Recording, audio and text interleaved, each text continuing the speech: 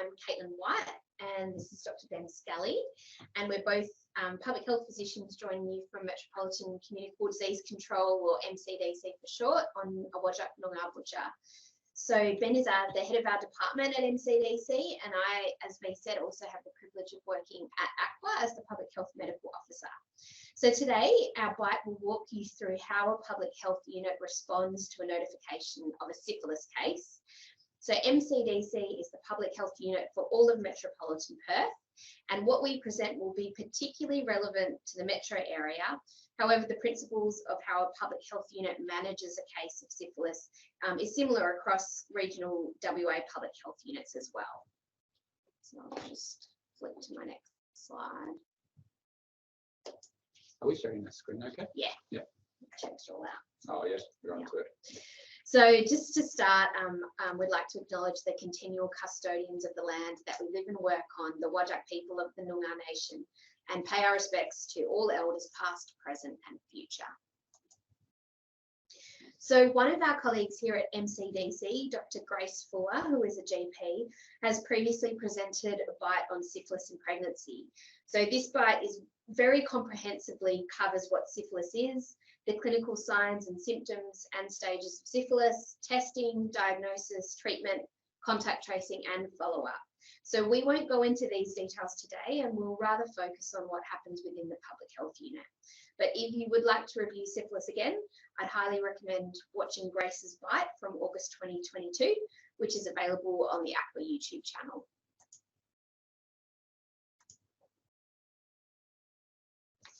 So to what we're going to talk to about today, we'll first give you a brief update on the epidemiology of syphilis in the Perth metropolitan area, which includes new data from Q4 of 2022 to build upon what Grace presented last August. We'll then step you through how the public health unit responds to a notified case of syphilis, and I'll introduce you to the new syphilis response team within MCDC.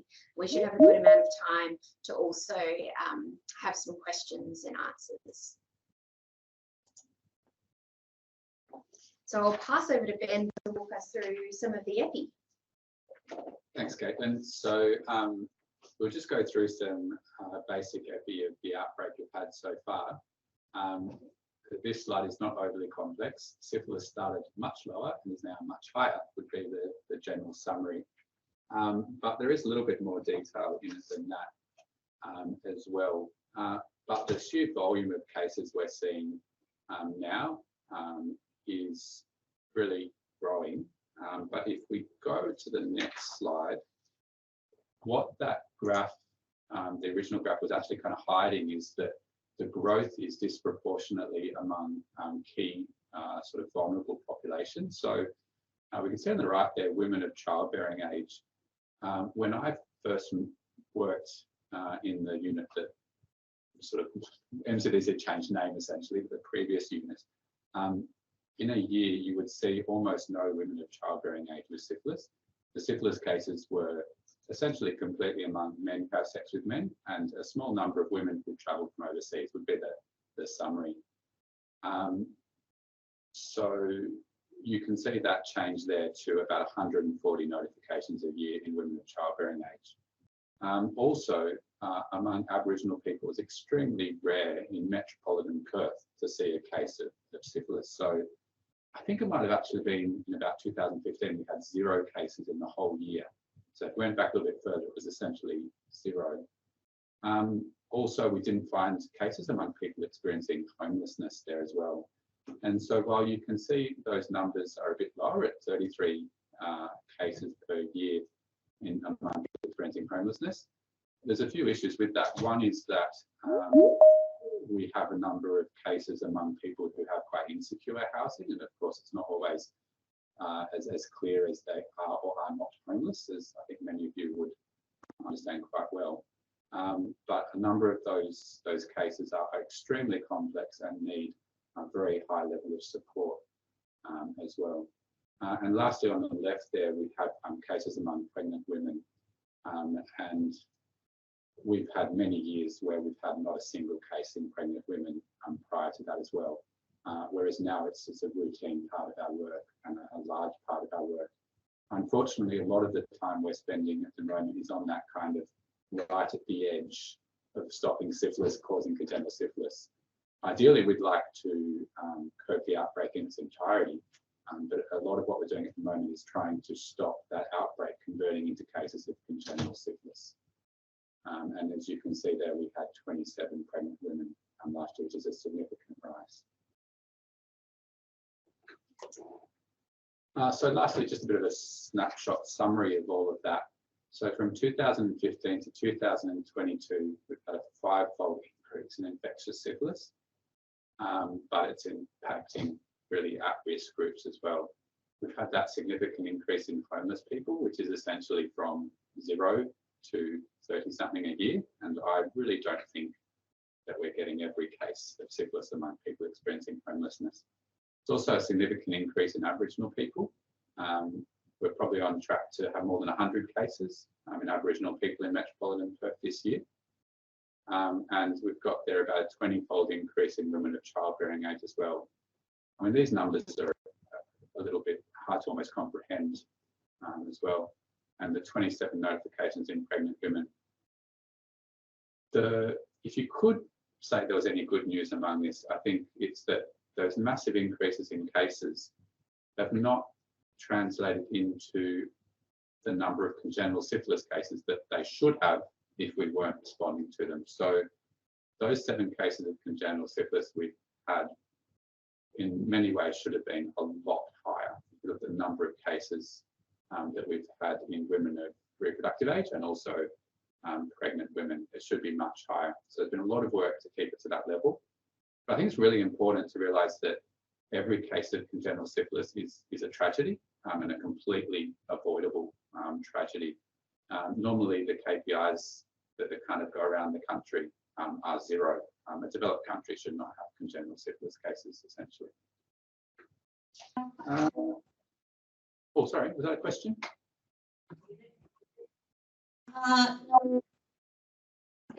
Not that I can see, Ben. There's none in the chat. Yeah. Oh no, right. Thought I heard something. That's all right. So, and just the last slide from me here is just about the public health unit syphilis journey. So this is a photo of our amazing office. It actually looks a little bit nicer than it does in reality. I think we've done a nice photo. So just a little bit of background to add on to what Caitlin said at the start about Metro Communicable Disease Control. So we are the public health unit for syphilis and all the other notifiable diseases for metropolitan Perth. So for those who are familiar with WA Health structure, you know that there's north, south and east metropolitan health services. So we cover the metropolitan region as defined by those 3 health service providers. Administratively, we sit under north, but we cover those 3 geographic areas. Our core business sort of areas, I suppose you could say, are firstly disease control, and a large amount of that at the moment is syphilis. But all those other notifiable diseases that you know about, things like measles, meningococcal, all those travel-related diseases like typhoid, paratyphoid, Hep A, the list goes on. Between 60 and 80 notifiable diseases, depending on how you define it exactly. So all those different diseases. We also run a lot of immunisation programs that you'd come across and support a lot of Aboriginal families to immunise their children as well. And we have some epidemiology areas that support syphilis and immunisation as well. So, but one part that's emerged more recently is the syphilis response team. And there has been a little bit of funding. Of course, everyone would like more funding for syphilis that's come through. And we've added this syphilis response team into our broader team. A lot of the work they do is really what could be called case management, called case management in the kind of sort of social work sense of the term, where our syphilis cases, the sort of more vulnerable cases, so people like pregnant women, for example, or people experiencing homelessness and some other people as well, are case managed, say, through their pregnancy. And there's a lot of resources and attention that goes into these cases. So, you know, imagine, you know, a young homeless woman with syphilis who's living on the streets. The support needed to ensure that she's treated appropriately for syphilis and gets through that pregnancy can be quite immense. So that's a lot of the work that that team does at the moment. Thanks, Ben. So today, as I said, what we're going to do is sort of open up the black box of what happens in the public health unit and show you how we respond to a case of syphilis from the time it's notified to us until hopefully the person is tested, treated, and contact traced and followed up. So there are 6 key steps that we're going to go through in responding to a notified case of syphilis. Other public health units, as I said earlier, are likely to follow similar steps, but there might be some differences in different regions. So our public health units aim to maintain really strong relationships with lots of key stakeholders, including local GPs and practices, other primary health services, including archers, specialists, including sexual health physicians and the clinics they work in, and also hospital emergency departments and key policy makers at the Department of Health. So these relationships are really important to ensure that appropriate public health management of all notifiable diseases occurs, including syphilis. So the 6 key steps we'll go through are about receiving the notification, which might be directly from the pathology lab or from a clinician, assessing the risk of syphilis, and particularly the public health risk, contacting the practice or the clinician who has made the notification or requested the test, confirming that the case has received adequate treatment, providing advice regarding follow-up, and performing contact tracing. And you can see one of our clinical nurse specialists, Rosie, here responding to a case of syphilis. So Ben, I think it might be good if you could talk us through these first steps from receiving the notification to assessing the risk and contacting the practice. Okay.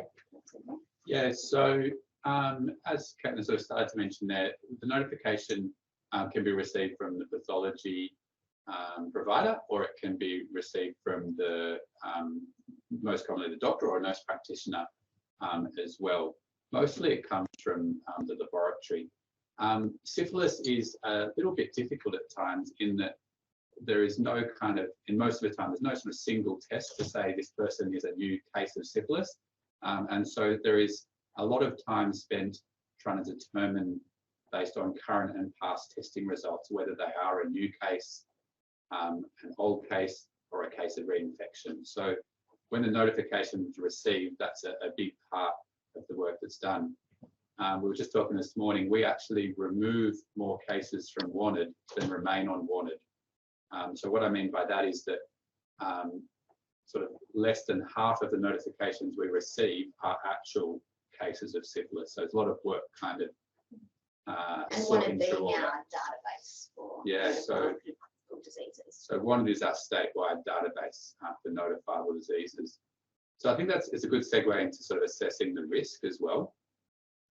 So we've got there, is there a negative test within the last 2 years? So that's great when we have one because it kind of confirms that this is a recent infection and it helps with treatment, it helps in assessing the public health risk. Have they any symptoms of primary or secondary syphilis?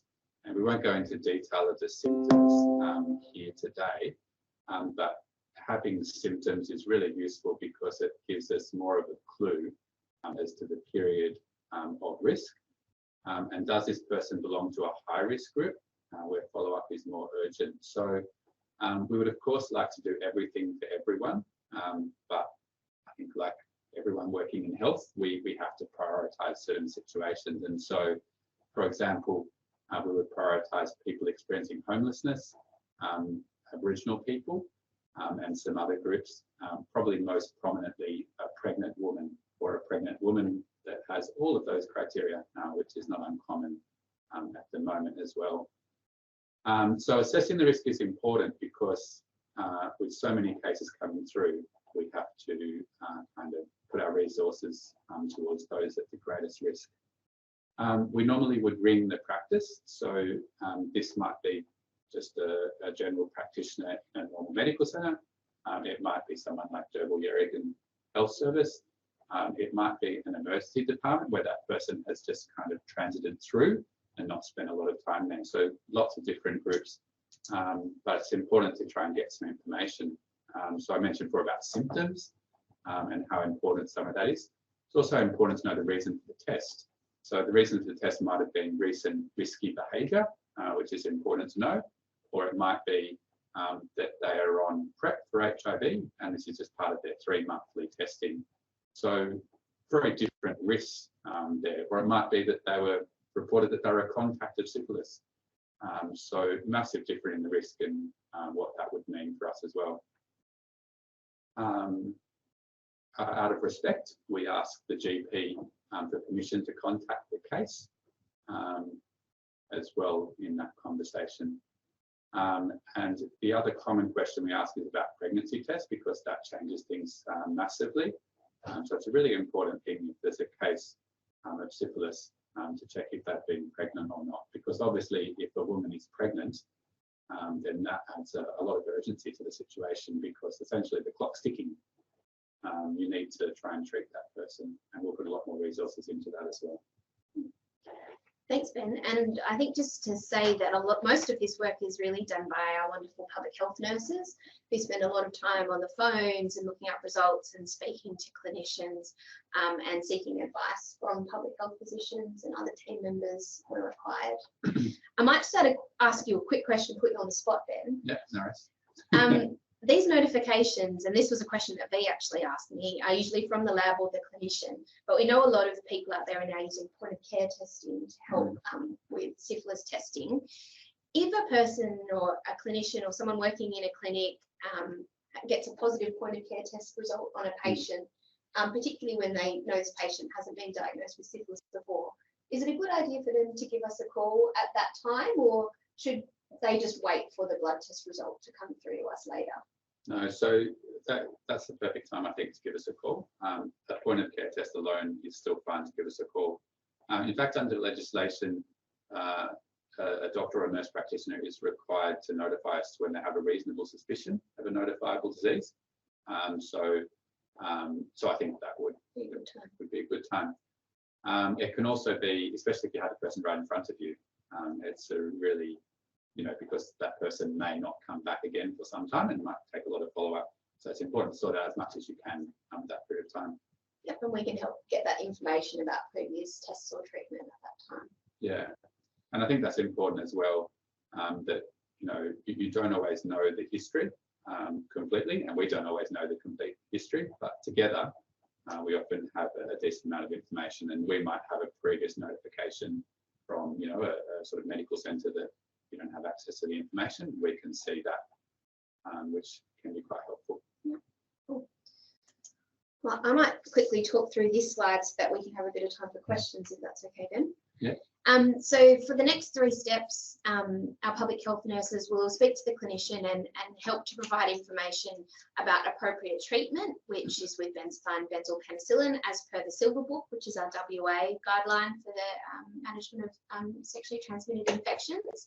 They'll also be giving the clinician advice to repeat the blood testing serology, so the RPR, on the day of treatment, and also advise that if there's any doubt about the clinical stage or duration of the infection, to discuss that with a sexual health physician. Also advice to treat contacts, particularly people that present on the same day at the same time. And this advice can all be provided, will be provided in a written letter to the clinician as well, so they've got that information, because we know a lot of people haven't treated or managed syphilis in the past, and that it's becoming more common now. Some practices, particularly sexual health clinics and Aboriginal health services, do have a lot of experience as well, so a lot of this is well known as well. We provide advice about follow-up. So Caitlin, just sorry on that. I know a lot of people on the line probably have specialist knowledge in this space, but a common problem we have, and I think a really important thing to emphasise, there's a few things there.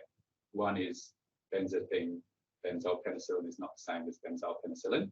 It's a long-acting form, and giving benzoyl penicillin is close to useless. So just to make sure you get the right thing there. And that's the big needle, also known as LA bicillin, and it's 2 needles that you need. It hurts a lot, and they will remember it. Yes. To repeat RPR on the day of treatment is something that people look at and go, why do I need to do that? I've already had one. But if we don't have that, it's hard to confirm the adequacy of treatment. because you're looking for that drop after that point in time. And it might be that 6 months ago they had their positive and now they're coming in today for treatment. That happens not infrequently for the people that we're following up. And so it may have dropped in that 6 months waiting for treatment. And so then you don't have a baseline. So you need to do it on the day to make sure. And the other thing is treating the contacts. If I had $1 for every time there was a sort of boyfriend or girlfriend or whatever sitting next to the case and they weren't treated, I would have some money. And the issue then is that people go, okay, I've treated this case of syphilis, but if their partner is not treated, it will just bounce straight back. And that's quite common. You haven't really treated them unless you've treated their current partners, because they'll just get reinfected straight away. And that's just a waste of everyone's time, really. Thanks, Ben. And a waste of their pain of the injection. Right. You have to repeat that. Thank you for that. Yeah, really important points. Once the treatment's been confirmed, we'll give advice about follow-up. So as you'll know, the advice is to repeat the RPR, so the blood test at 3, 6 and 12 months to monitor not only for the success of treatment, like Ben has just said, but also to monitor for reinfection. And that's particularly if our contact tracing doesn't capture everyone. That's really, really important. We'd also recommend further STI or bloodborne virus screening to make sure that there's no other infections that have been missed.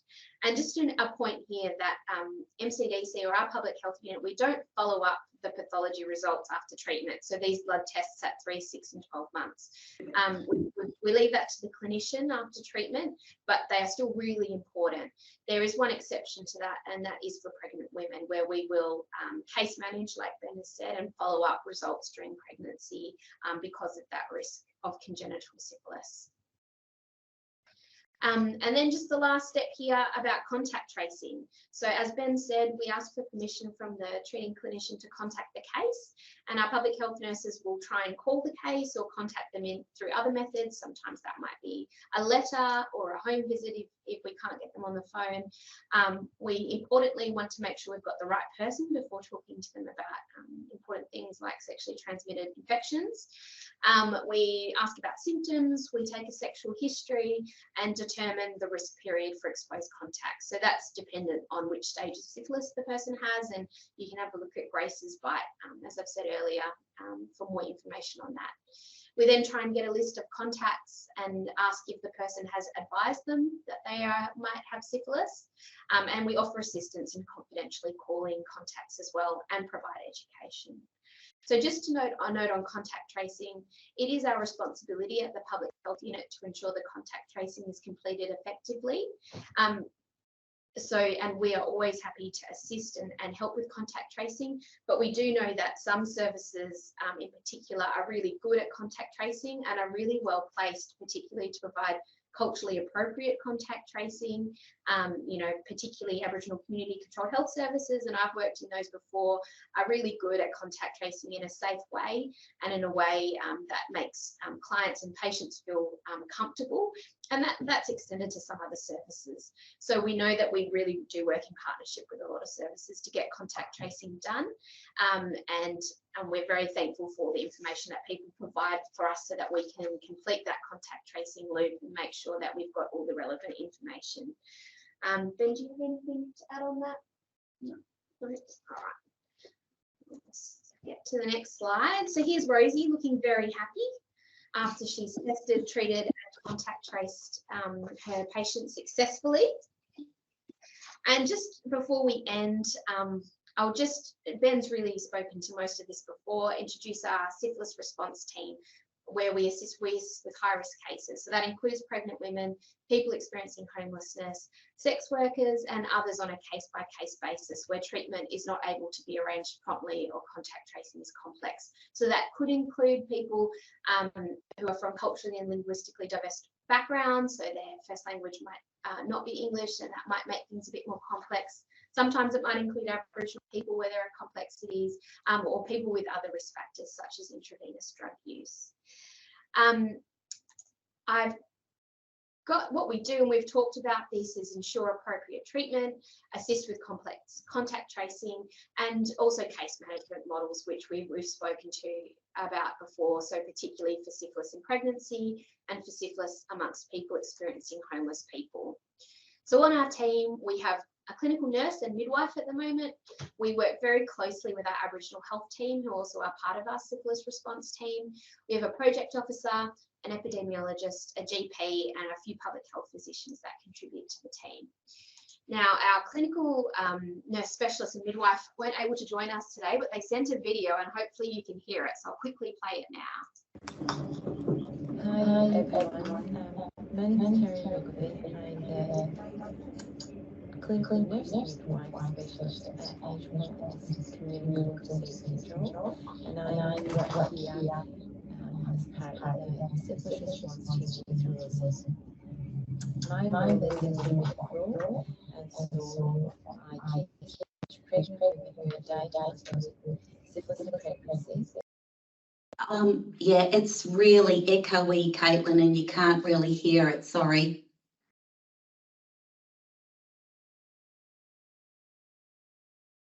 Caitlin. Oh, you're on mute, Caitlin. Thanks, V. Yeah. What I'll send it out later so you can hear a bit, and you can turn up your volume really loud so you can hear from Karen, who's our clinical nurse midwife, and Rosie, who's our clinical nurse specialist, and you can hear about what they do looking after pregnant women and other complex cases. Also on our team, I'll just come back to that. Also on our team, we have other team members who are online, and I don't know if you want to quickly say hi. Naomi from our Aboriginal health team. Hi, I'm Naomi. I'm the coordinator of the Aboriginal health team here, where we have around 5 Aboriginal health liaison officers working within the team. Thanks. Thanks, Naomi. And yeah, they're so vital in getting everything done. So very thankful for them. And I don't know if they've got anyone else. Maybe Joe, are you online? Who's our project officer? Yeah, hi everyone. I'm Jo. I'm project officer of syphilis response team. My role is less the case management side of things, but more working on projects to do with the outbreak control, such as community education and looking at a bit of outreach testing as well. So yeah, that's kind of my sorts of projects. Thanks, Jo. And obviously there's me. We have a couple of other public health physicians and epidemiologists. Now we've ended up talking for all that time, so I'll open it up for questions. And Ben, are you happy to field any questions? I might have to nick off to another meeting, our staff meeting, one of our case management meetings, unfortunately. But thank you so much for your time, and I'll open it up for questions. Thanks very much, Caitlin. Okay, thank you so much. That was great. Is there any questions out there?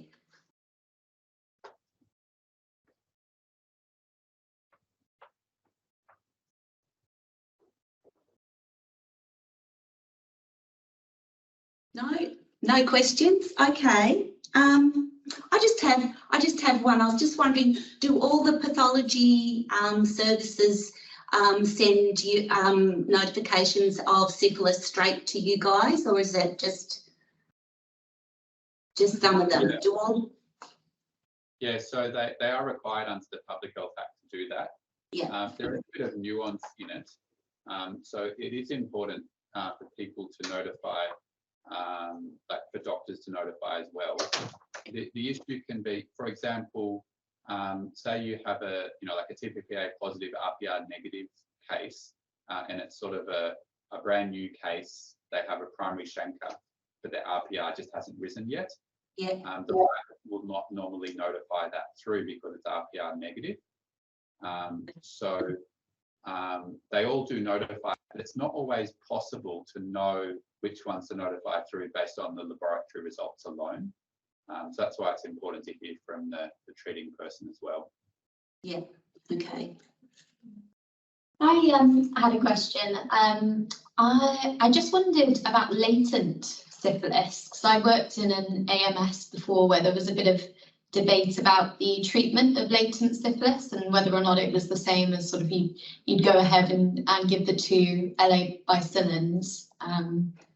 I just wondered whilst you were here, I'd ask you that. Yeah, so for late latent syphilis, which is essentially 2 years after they're infected, and it's often a little bit hard to determine that. But basically, if there's any doubt, you would treat them as if they're a late latent syphilis. The Silver Book would say that you should do 3 weekly doses of benzathine penicillin, essentially. Does that answer your question? Is that what you're asking? Yeah, no, that's fine. I was just interested. So there was a bit of, I guess, debate between the GP and the sexual health nurse about how you treat it. So I just wanted to know from your point of view. Yeah, often the controversial bit is when to treat someone as a late latent or a non-infectious. Often it's referred to as that group of everyone after 2 years, non-infectious syphilis versus infectious syphilis. And so it can be a little bit confusing because sometimes when we don't know how long they've had it for, basically, we may treat them from a public health point of view as if they're an infectious syphilis, do contact tracing and manage them in that way. But from an individual patient point of view, we may treat them as if they're a non-infectious syphilis and give them 3 doses, because when there's doubt, we should give 3 doses. So that can sometimes confuse people because we're kind of doing one thing for one and another for the other, but it kind of makes sense as in we're being conservative in each approach because we don't know which group they fall into, essentially. Yeah, that's really helpful. Thank you.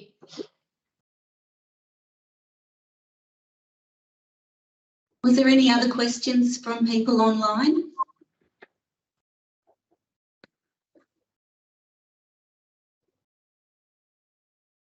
All right then, Ben. Well, thank you so much for joining. Oh, hang on. We have a question from Brenda. Hello, Brenda. Hi, Veronica. Thank you. Great presentation, although I came in the middle. Is there going to be any talk of us ever getting a national syphilis database? I just find that, especially for people in bordering towns, you literally have to go to 3 states to get, some treatment details. And I've often wondered, is there going to be a syphilis database in the, coming years or months or days? So I think, I did mention right at the start, a key challenge with syphilis is getting kind of the history of the results. And so, as many of you would be well aware, one of the key challenges is that, you need to look at the different RPR levels over time to interpret what that means for the patient in front of you, and also their risk and their behaviours and all those sort of things. And so having essentially every syphilis result that's been done on that patient is quite pivotal.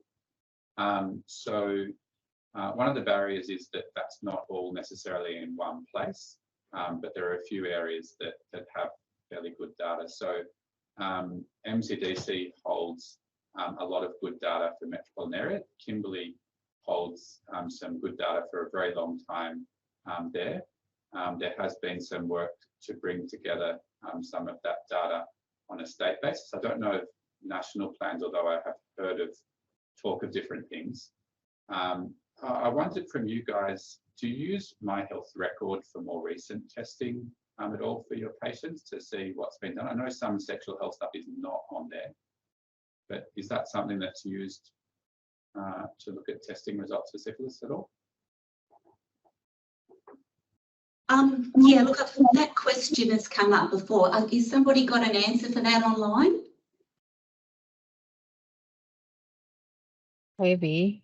Mary here. Hi, Mary. I know there's been talks about this as well. I work in the digital health contract.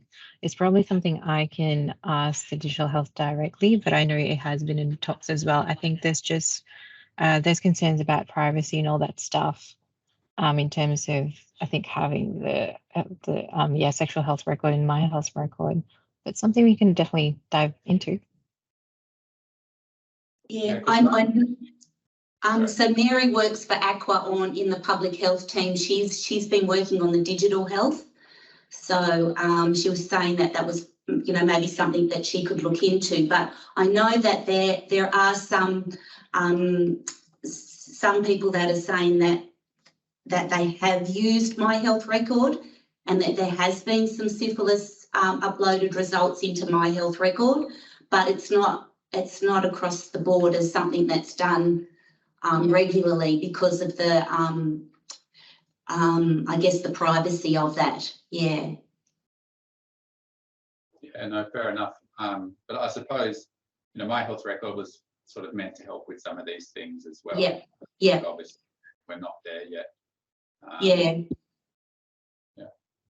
I don't know if Lisa Tomney's still online, whether Lisa had any input into that, because I know it is something that Dr. Marianne Wood here has talked about as well, you know, with using My Health Record, which, I mean, you know, is there a way we could actually perhaps, you know, talk about that more with the, you know, at SHAVVAC or... Lisa might not be with us anymore, but I think it is definitely something that we need to, you know, look into. Sorry, Veronica, I just had a call. Yes, sorry, what did you say? Oh no, Brenda, we're just talking about whether or not people are using My Health Record to look at results of syphilis, or whether they're being uploaded into My Health Record at all. So in the goldfields, and obviously I wouldn't be talking exhaustively, I haven't used it, only the reason being we don't have a facility to log into My Health Record, so we can get into Communicare and iSoft, or what they call ISM, but nothing that I can see for My Health Record, so I think that might be coming. Oh, okay. And I don't think we've got any sort of GPs online that would be able to give us that feedback then. Yeah, no worries. All right, well, I think we've definitely gone over time, but that has been a great bite. Thank you so much for sharing that information with everybody. We have recorded it. It will be available on our Aqua YouTube channel, which you can also access through the Aqua website, sexual health page. Thank you so much for joining us. If you do have any questions and you think about it after the event, please don't hesitate to contact me via email, and I can speak to Caitlin when she comes back into the office. So Caitlin works here Monday, Wednesday, Thursday and Friday, and she works at MCDC on a Tuesday. So it's really great having Caitlin working across both those services in the syphilis space. And thank you, Ben. And I'll just say goodbye.